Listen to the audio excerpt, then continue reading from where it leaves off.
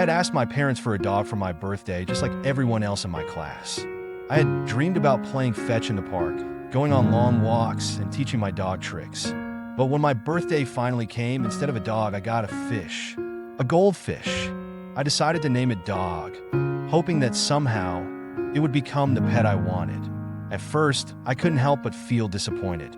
Everyone else had a real dog, one they could cuddle with, chase around, and take on adventures.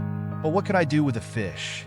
It just swam in circles over and over again in its tiny bowl. I felt like I was missing out.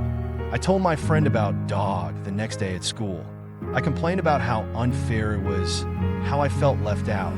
She just shrugged and said, "At least your fish won't make a mess in the house." But that didn't make me feel any better. I wanted a pet I could play with, not one I had to watch from behind glass. Days went by, and I would sit by Dog's bowl, talking to it, mostly out of boredom. I'd tell it about my day, how everyone else was having fun with their dogs, and how I wished it could be different. But one day, as I was complaining to Dog about not being a dog, something strange happened. I called out its name, and Dog swam right up to the side of the bowl, staring at me with its tiny black eyes. It was as if Dog was listening. I was surprised, so I tried it again. "Dog," I called, and again it swam toward me, right up to the edge of the bowl. That's when I started to notice something. Every time I came near, Dog would swim over to greet me.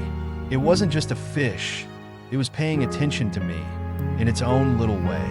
Slowly, I started to change how I felt about Dog. I realized it might not be a dog, but it was special in its own way.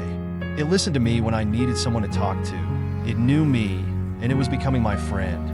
I began to look forward to our time together, watching as Dog swam around excitedly whenever I approached. From that day on, I didn't care that Dog wasn't a dog. Dog was my friend, and that was more than enough. Sometimes, the best things come in the most unexpected packages, and Dog, with its shimmering scales and curious little eyes, turned out to be exactly what I needed.